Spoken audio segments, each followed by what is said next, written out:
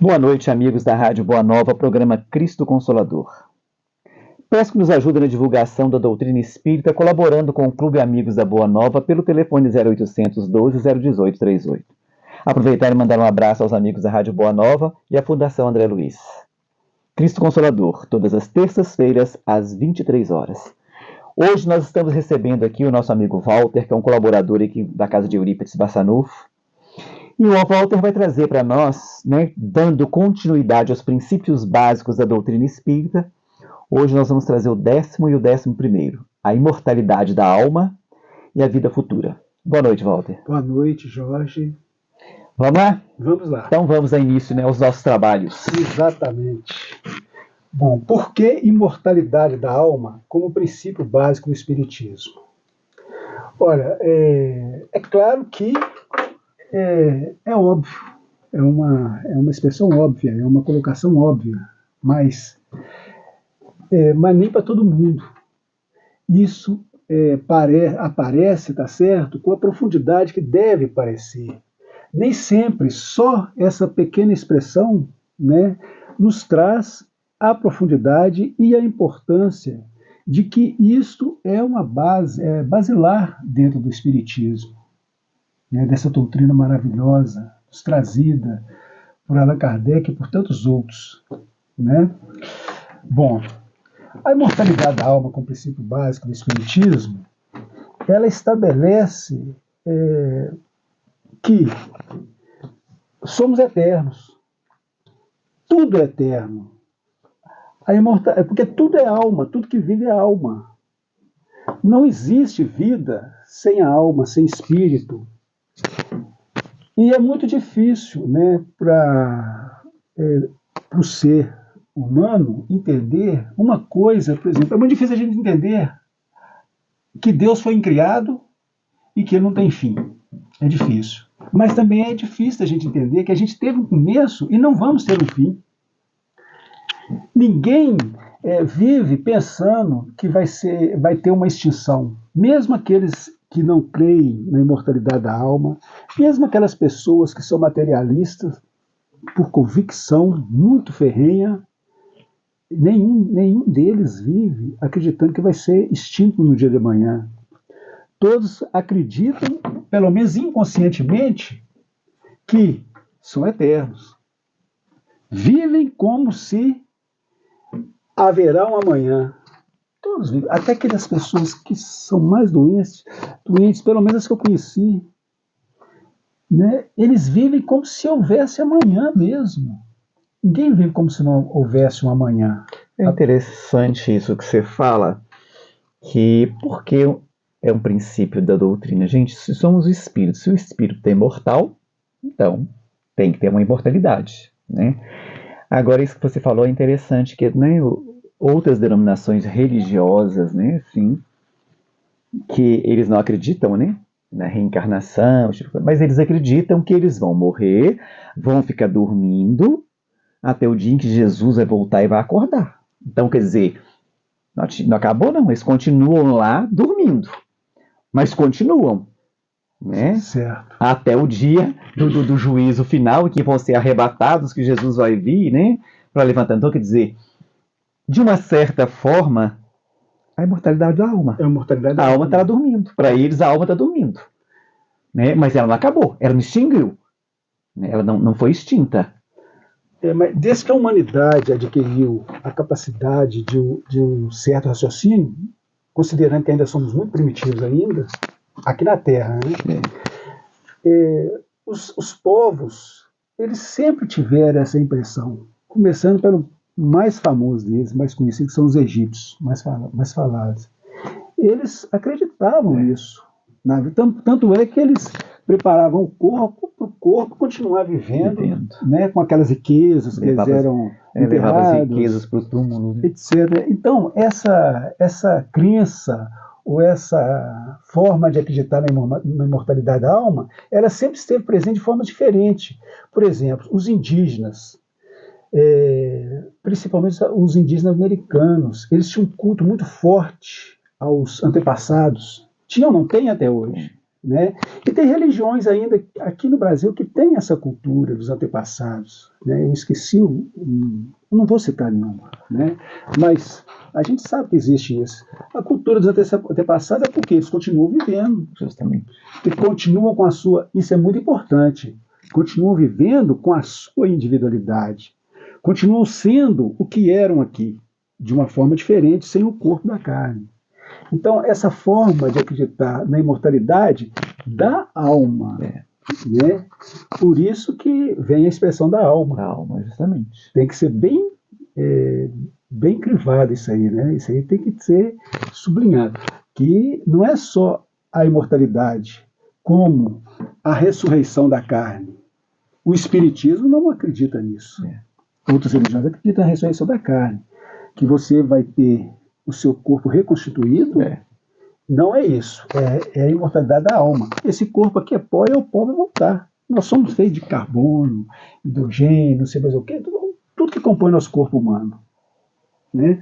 Isso aí, com certeza, vai voltar a fazer parte de outros corpos, fazer parte de outros sistemas. Né? Com certeza. Né? Mas a alma não. A alma permanece intacta, imortal, mesmo que ela vai se modificando, considerando a lei do progresso. A alma nunca é a mesma. Nós não somos o mesmo que nós fomos ontem. A gente sempre melhora um pouquinho. Ou estagnamos. Com certeza. Né? Olha, uma passagem muito interessante do Evangelho, né, que nos lembra isso, entre muitos outros, é aquele que fala que o Verbo se fez carne e habitou entre nós. E vimos sua glória. Esse Verbo que habitou entre nós, a gente sabe que é de Jesus. Isso aí está no capítulo 1 de João. Capítulo 1 de João. Né? Versículo de 1 a 14 fala sobre isso. Uma tradução do Haroldo Dutra, uma tradução do Haroldo Dutra, ele explicou o seguinte, que a tradução literal disso não é habitou, é armou tenda. Eu achei isso extremamente interessante, não é porque isso muda tudo, não é que muda tudo, não. É que abre um campo de percepções gigantesca para entender muita coisa da doutrina espírita. Olha, a tenda é uma moradia de itinerante. Você arma a tenda, depois você desarma e leva para outro lugar. Não é verdade? Com certeza. E o que é a tenda? A tenda é nosso corpo. Então, começando por Jesus, que veio a essa terra e ficou aqui por um tempo pequeno como encarnado. Né? Era um itinerante aqui nesse planeta material, nesse plano material. Depois ele foi para outro lugar. Com a gente não é diferente, não. A gente arma a tenda aqui e depois a gente volta a armar a tenda em outro lugar também. Com certeza.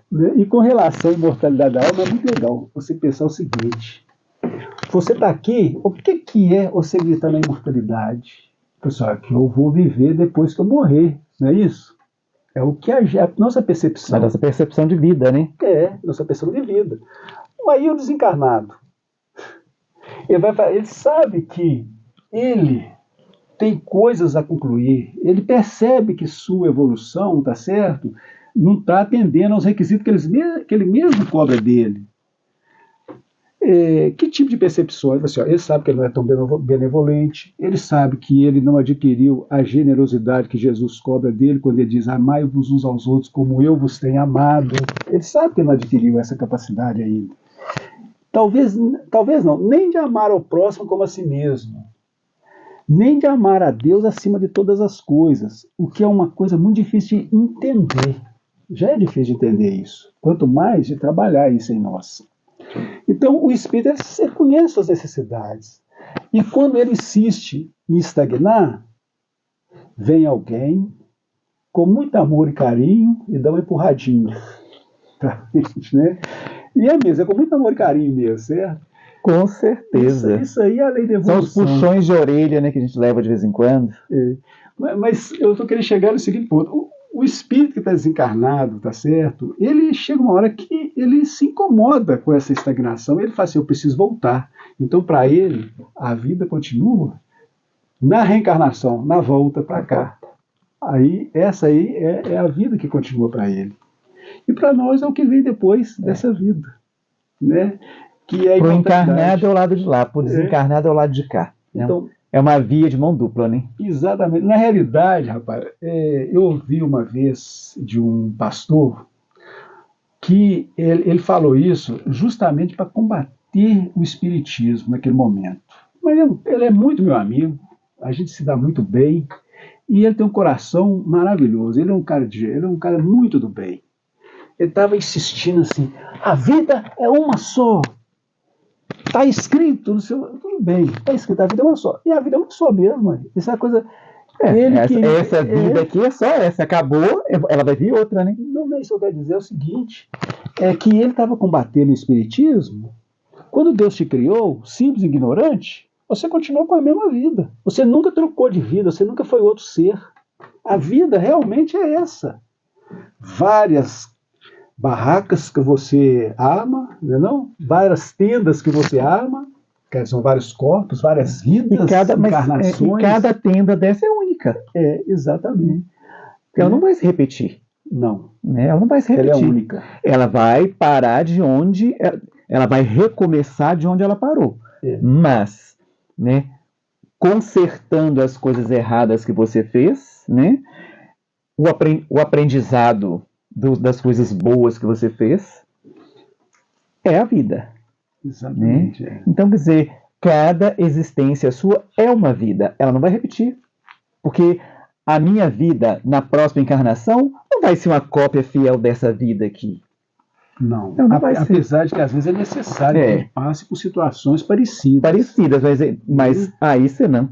Ou prova ou expiação. Isso. Mas eu digo, mas não tem como eu ter a mesma vidinha, o mesmo padrão que eu tenho, não. Porque em alguma coisa que eu falhei, e naquilo que eu falhei eu tenho que consertar. Naquilo que eu consegui vencer, eu vou dar continuidade para que eu possa vencer outras. Né? Porque a evolução, né, é a nossa evolução. A lei da evolução, exatamente. A lei da evolução. Né? Quantas encarnações? Gente, eu não tenho a menor ideia. Não sei nem quantas vezes eu tive aqui, que dirá quantas eu ainda tenho que voltar. Bom, mas olhando, eu vou ser sério, mas olhando para o meu íntimo e olhando para a coletividade, não vou falar do Brasil, não, que é um país muito bom, tá? Eu vou falar do mundo inteiro. Nós vamos precisar de muitos anos, muitas encarnações, para a gente poder consertar. Então, eu acredito que até lá o Espiritismo já chegou no coração de muita gente. Ou então, como dizia aquele ditado, né, que o Espiritismo não é a religião do futuro, mas o futuro das religiões que passarão. Gente, imagina o mundo todo seguindo os ensinamentos de Jesus. Nossa, seria uma maravilha. Vai ser. Seria uma maravilha. Só que vai demorar alguns milênios. Isso não é coisa de um dia. Não, mano. Gente, eu falo que expurgar o mal que há na gente é muito difícil. Não tem como você expurgar isso de uma vez, não. Tem que ir expurgando aos pouquinhos, porque se for para expurgar tudo, imagina a vida que você tem que ter. Para você poder conseguir tirar todo esse mal que você tem dentro de você e ficar livre dele. Ô Jorge, mas eu estava pensando o seguinte também. Eu estava estudando, olha para você ver, Deus nos deu a vida. É o maior presente que Ele nos deu. E a responsabilidade de sermos responsáveis, e a oportunidade de sermos responsáveis pela nossa evolução. Eu estava pensando nisso outro dia, como que é prazeroso a gente aprender. Eu estou falando de matemática também, tá? Matemática, física, é muito prazeroso. Aprender música, aprender filosofia, espiritismo é filosofia, aprender espiritismo. Para sermos espíritas, tem que estudar o espiritismo. E às vezes você pega e escuta ali um ensinamento ali no YouTube, tá certo? Por exemplo, tem um ensinamento maravilhoso lá do Livro dos Médiuns, né? Tem do Livro dos Espíritos também. É muito prazeroso você aprender e se dar conta, tá certo? Por sua conta, por seu interesse e por sua vontade dessas maravilhas que existem no universo, né? Começar a ser mais íntimo de Jesus. A gente se tornar mais íntimo de Jesus é muito importante, é uma construção que demora, né? A gente ser íntimo de Deus, a gente construir isso dentro da gente, isso é evolução. A aprender a amar o outro, a ver o outro diferente, né? E dar graças a Deus por termos já, né, o presente do conhecimento do Espiritismo para nos ajudar nessa caminhada. Porque não é fácil, não. Aí a gente pega e dá conta de que a imortalidade da alma, ela, se não for a imortalidade, nada se explica. Com certeza. Não tem como você explicar nem a evolução dos seres. Eu acho que não existiria nem a raça humana mais se não fosse isso, ou seria uma raça diferente que eu não sei, né? Não tem como eu saber, né? E nem os porquês de tudo que nos acontece. Isso, os porquês de tudo que nos acontece. Somente a imortalidade da alma poder explicar para você isso. Por que que eu estou passando por isso se eu não fiz nada nessa vida? Mas e na outra? Exatamente. Né? A explicação que tem, porque muitas vezes, em muitos casos, a gente ouve muito das pessoas que estão passando por determinadas provas, né, ou expiação. Ah, nossa, onde é que está Deus? Onde é que está a justiça divina? Isso. Então, quer dizer, se não fosse a explicação que a doutrina espírita traz para a gente, Deus seria cruel demais. Né? A gente seria cruel demais. Não existiria perfeição. Não existia perfeição, porque, gente, aí, por que que meu filho nasceu com câncer, meu filho está sofrendo, vai morrer, meu filho fez se ele nasceu, né? Aí vem uma, não, mas você está pagando por um erro seu, mas espera, o erro é meu, não é dele, o que tem com isso? Né? Então, assim, aí vem, né, vem essa doutrina esclarecedora que vem te explicar que aquilo ali muitas vezes é para te ensinar por negligência sua, né? Ou então aquilo ali para ensinar o seu filho por um erro que ele cometeu no passado. Aí a justiça. Olha aí, né, a imortalidade da alma. Eu sabia que aquela alma que viveu lá atrás está tendo uma outra oportunidade nessa de resgatar um débito. Débito esse que muitas vezes eu fiz parte dele. E eu vim junto para auxiliar ele a passar e para poder sofrer junto, para poder aprender alguma coisa. Eu tenho ouvido a respeito disso aí, você falou de justiça divina, uma coisa interessante que me chamou a atenção. Eu tinha a resposta, mas eu não podia dar porque ela não seria ouvida. Olha, então quer dizer então que já está tudo definido. Se Deus é perfeito, tá certo? De tudo sabe, do presente, do futuro, do passado. Então, de que adianta eu fazer assim um assado? As coisas serão do jeito que Deus quer. Olha, aí eu pensei a respeito disso, sabe o que veio na minha cabeça? O mundo é governado pelas leis divinas, que são eternas e imutáveis. São imutáveis porque são perfeitas. Deus não vai mudar suas leis, porque senão ele não seria Deus, porque teria feito alguma lei imperfeita. E as leis que regem a matéria, ação e reação, lei da gravidade, etc. E a lei que rege o imaterial, que também são a lei de causa e efeito, a lei que tanto contestamos, e essa lei que é tão presente na vida de todos nós, né? Essa lei, ela nos traz um passado, nos leva a um futuro, muda a direção dos nossos caminhos. Então, não existe nada pré-definido a não ser a perfeição das leis divinas que tudo governa. As leis de Deus, elas não punem, corrigem. Elas vêm para nos corrigir. Então, está tudo traçado, mas cabe a mim escolher o caminho que eu posso suavizar, atenuar ou complicar. Mas cabe a mim, gente, a escolha é minha. Está traçado. Mas se Jesus falou, o amor cobre a multidão de pecados. Então, quer dizer, o que é a lei de Deus? É o amor. Se eu estou na lei de Deus, no amor, se eu vivo ali, eu vou conseguir suavizar minhas penas. Agora, se eu me afasto dali, gente, filho pródigo.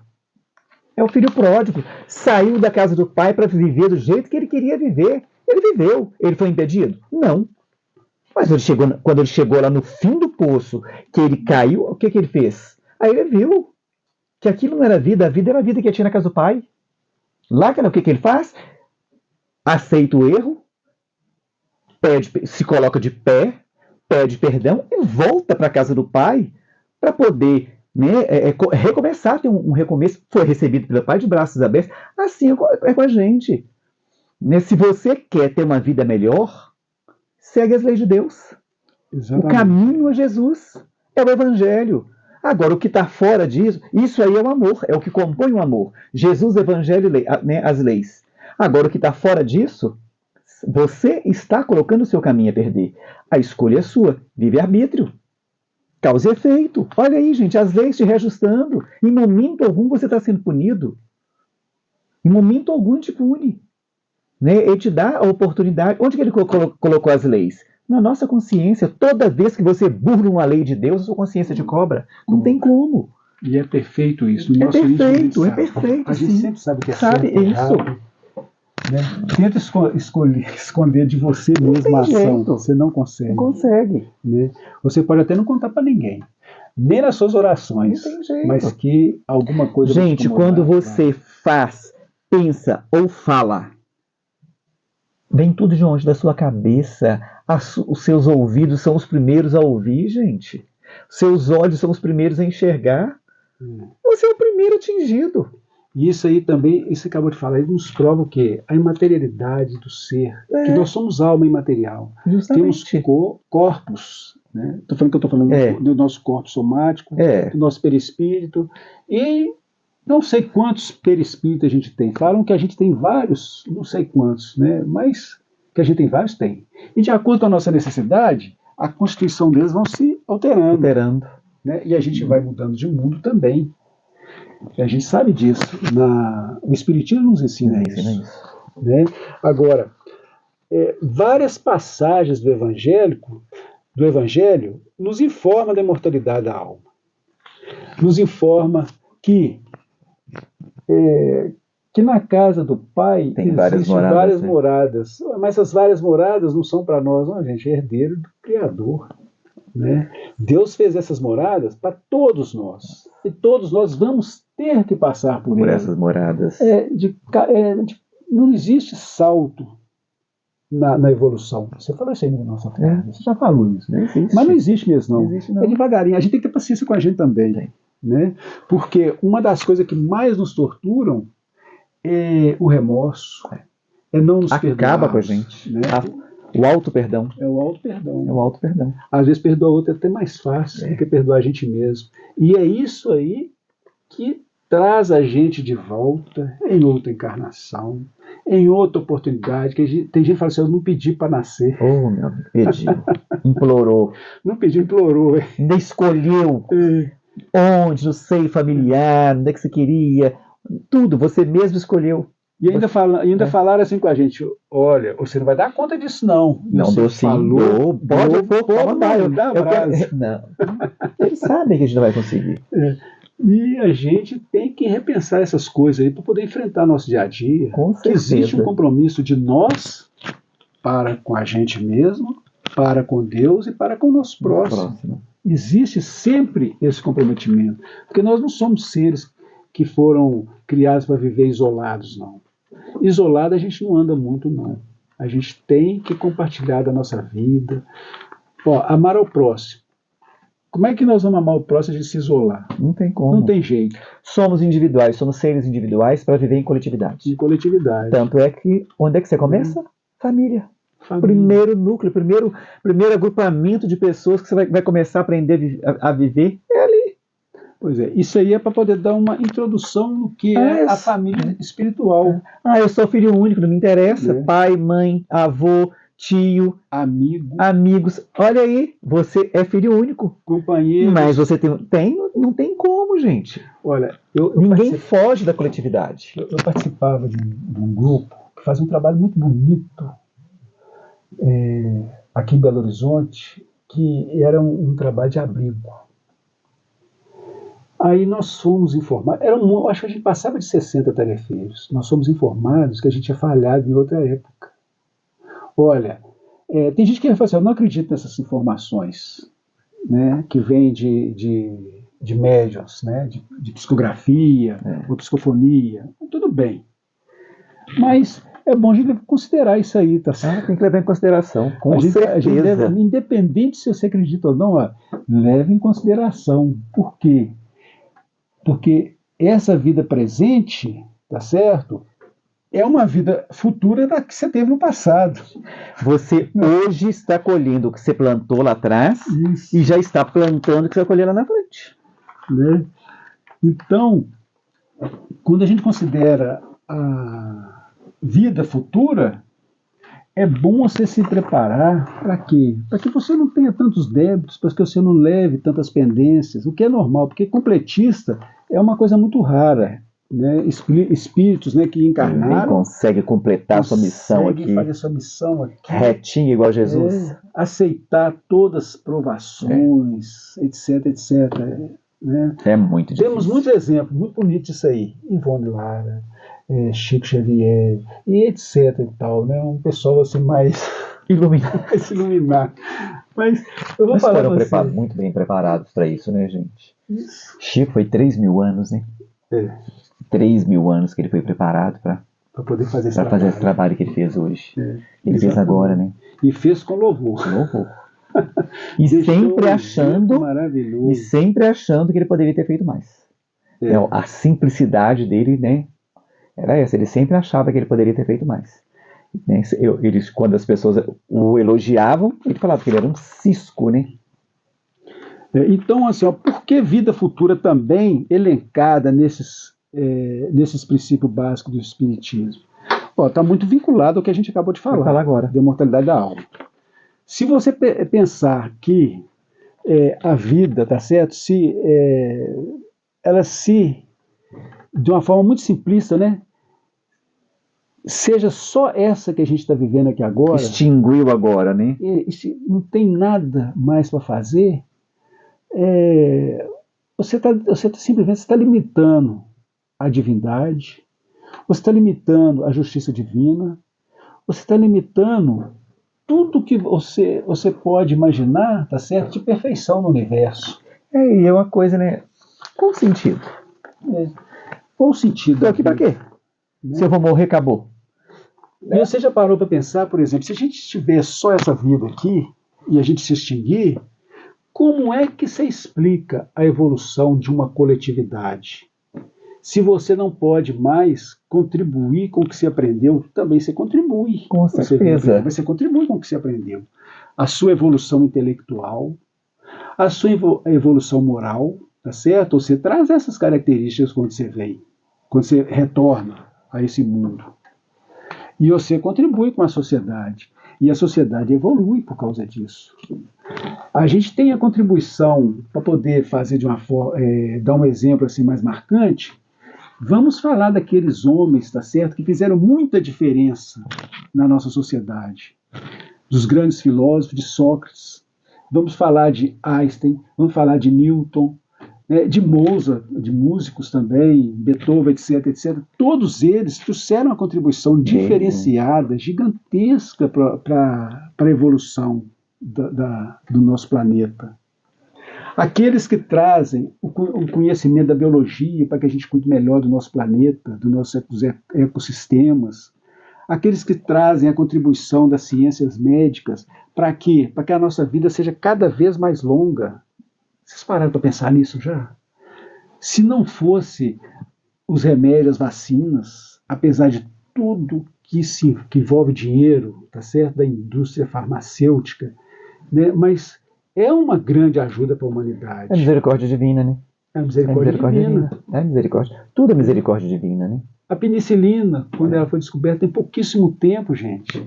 Mas como que ela alterou a capacidade do ser humano de viver mais e melhor? Com certeza. Né? Trazendo os antibióticos, etc, etc. Então, todas essas contribuições vieram de mentes que já desenvolveram, que já evoluíram, que já adquiriram essa capacidade de aprender e ensinar.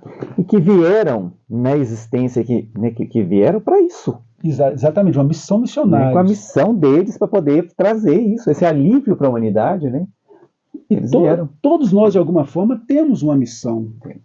Todos nós contribuímos de alguma maneira, né? Exatamente. Todos nós contribuímos de alguma maneira. E as pessoas, às vezes, a pessoa pensa, porque eu sou a pessoa, não tenho um poder aquisitivo bom. Gente, mas você tenha certeza que de alguma forma você está contribuindo em alguma coisa. Então, vamos dar uns exemplos, que um exemplo é bom. Né? Porque, falando assim, um pai e uma mãe, que são pais de um só filho único, escolheram assim, ou então Deus não permitiu que tivessem mais. Às vezes um filho com tanta necessidade de atenção, precisam deles. Às vezes eles não poderiam dividir aquela atenção com outros, teria que ser só com aquele espírito. Exatamente, que ele necessita daquilo. Necessita daquela atenção. Às vezes ele traz uma doença muito grave, uma necessidade que pode ser da mente mesmo, traz uma debilidade, mas que é profundamente amado, e ali está uma alma que precisa de caminhar, e sozinho não consegue, vem e encarna com isso. Às vezes você trabalha num lugar que precisa de alguém ali para poder comandar aquilo ali, dar empregos, fazer com que aquilo ali sobreviva. É uma missão também. Então, as missões, elas não são simplesmente assim, eu vou ser o inventor do avião, ou eu vou ser o inventor disso ou daquilo, uma coisa grandiosa. Não, às vezes elas são obscuras, né? Desapercebida pela maioria das pessoas. Às vezes é aquela dona que benze lá perto da sua casa, mas que traz paz para muitos lares, que traz conforto, e suas benzeções são eficazes. Tem tudo isso, gente. Então, missão, essa vida presente, né, essas missões, elas existem em todos nós. Com certeza. Existem para todos nós. E como tem as missões, também tem as provações, tá certo? Tem as oportunidades de crescimento. Então, essas nossas vidas são cheias disso, cheias das nossas necessidades de evoluir, muito bem encaminhadas e conduzidas e inspiradas, né? Mesmo que as decisões são nossas, e que em grande parte dessas decisões a gente faz as escolhas erradas, né? Mas a gente acerta muito também. A gente tem acertado muito, né? Então a gente contribui com o nosso crescimento, com o crescimento da coletividade também. E vida futura. Gente, essa vida aqui, como eu falei, é a futura da vida passada. Vamos pensar na vida futura. Nós comentamos aqui a respeito do espírito desencarnado, né? A vida futura dele, para ele, é a encarnação, a reencarnação. Ele fica pedindo, como o Jorge falou, suplica, implora. Tá difícil para vir, gente. A cada dia que passa, a filha tá grande, tá difícil, viu? E os meninos estão querendo ter filho? Não, o pessoal não quer ter filho. Antigamente é 13, 14, 15, 18 filhos. Agora é um no máximo, e olhe lá. Não, eu estava vendo aí uma pesquisa aí do Brasil, que a taxa de natalidade nossa é de 1,2. E que para a nossa população permanecer a mesma, tem que ser de pelo menos 1,7, 1,5, se não me engano, alguma coisa assim. Gente, o pessoal está tendo pouco filho demais. Tá tendo, tá, ué. Né? E isso não é legal. Porque depois nós mesmos vamos precisar de voltar. Nós mesmos vamos Outro dia a Ângela estava até comentando isso aqui. Que as filhas dela não querem ter filhos. Aí ela falou, gente, tá difícil de eu voltar, porque eles não querem. Pois é, ué. Para voltar na mesma família, para a pessoa mesmo fica difícil. Né? Então, gente, ter filho, ter conforto, olha, Deus com certeza vai te dar o necessário para você viver. Deus, a misericórdia divina, tá certo? Ela não deixa de alcançar ninguém. Eu não estou querendo induzir ninguém a ter filho, não. Mas também não estou querendo deixar de induzir também, não. A escolha é de cada um. De cada um, né? Com certeza. Né? Mas para que existe reencarnações, tem que ter os filhos. E vou falar com você uma coisa. Eu sou pai. Não existe, eu não consigo imaginar assim, nada igual. Não tem como você explicar para a pessoa que não teve essa aventura como é bom, como é uma coisa feliz, como aquilo ali te completa, como toma seus dias e faz ter sentido a sua vida. Né? De alguma forma, isso também é uma contribuição e uma missão também. Com certeza. E Deus vai nos cobrar o que a gente fez com os filhos dele, que ele nos confiou, né? Ele vai cobrar. E nós vamos nos cobrar também. Quantas mães ou pais, né, não imploram para voltar e ser pais daqueles mesmos espíritos que eles não ajudou e que se transviaram na vida? Né? Essas histórias. Eu falo que um pai e uma mãe que falha na sua missão, quando volta para o plano espiritual, hoje, gente, é um pranto e ranger de dentes, porque quando você cumpre, mas o seu filho desvirtua, mas pelo menos você fez a sua parte, dói, mas a dor é menor para aquele que foi displicente, né? Aquele que não cumpriu a sua tarefa. Exatamente. A dor é muito maior. A dor é muito maior. Porque você sofre pelo filho e você sofre pela sua falha. Nossa Senhora. Sofre pela sua falha. Você sofre pela sua falha, mas sofre pelo seu filho, aquele que você ama tanto. Aí você vê ele sofrendo. Imagina um pai do lado de lá. No desespero. No desespero. Tem uma passagem, eu acho que foi uma passagem de Abraão, não. Eu não lembro quem que é, mas tem uma passagem no Evangelho que fala exatamente, no Evangelho na Bíblia, que fala exatamente sobre isso. Que uma pessoa estava do lado de lá, implorando para Abraão e para Lázaro. Lázaro. Implorando para que ele pudesse voltar e informar os irmãos dele. Os irmãos dele. Ele falou assim, não é desse jeito não, eu fiz tudo errado, faz diferente. Aí eles falam assim, olha, ele já tem as informações necessárias que você já teve, não acreditam. Então, se você voltar, eles não vão nem acreditar no você. Com certeza. E não teve a oportunidade. Olha o sofrimento dele, é exatamente sobre esse sofrimento que a gente está falando. Tá vendo, né? Então, gente, vamos procurar minimizar os nossos erros. Porque ficar sem errar não tem jeito. Porque nós não somos perfeitos. Né? Então vamos diminuir isso aí, com certeza, trabalhando no nosso dia a dia de uma forma amorosa, com benevolência e racional também. Procurar conhecer mais os ensinamentos de Jesus. E entender, né, gente, que essa vida futura que eles falam aí, nada mais as nossas escolhas da vida presente. As nossas escolhas da vida presente, porque nós estamos construindo a vida futura. Agora, o seguinte, provar, não tem jeito de a gente provar, não. Mas para quem tem a crença no Espiritismo, eu não vou falar nem de fé, de crença, de crer no Espiritismo, essa certeza existe. Mais do que crer, tem uma certeza disso existe. Principalmente a forma que o Espiritismo ele foi trazido por nós como Consolador, próximos ali do ano, um pouco antes do ano de 1857, quando existiam os fenômenos das mesas girantes, de todos os outros efeitos provocados por espíritos, né, e por médiuns, que aconteciam assim, era uma coisa ordinária, comum, né, que acontecia em cada canto, em cada bar, vamos falar bar, né, acontecia como no meio de reuniões próprias para isso, e trouxeram assim, uma infinidade de fenômenos que hoje não precisa ocorrer mais. Hoje não precisa disso mais para se estabelecer o Espiritismo. Mesmo que tenham tantos adversários, vou dar um exemplo que eu vi hoje, que aconteceu em 1857, próximo de 1857, em que um filósofo, ele escreveu um livro que falava que o efeito, a mediunidade não passava de uma paranoia, de uma psicose, de um efeito somático da pessoa. E que isso aí causou um grande alvoroço por causa de quê? Porque muitas pessoas queriam combater o espiritismo.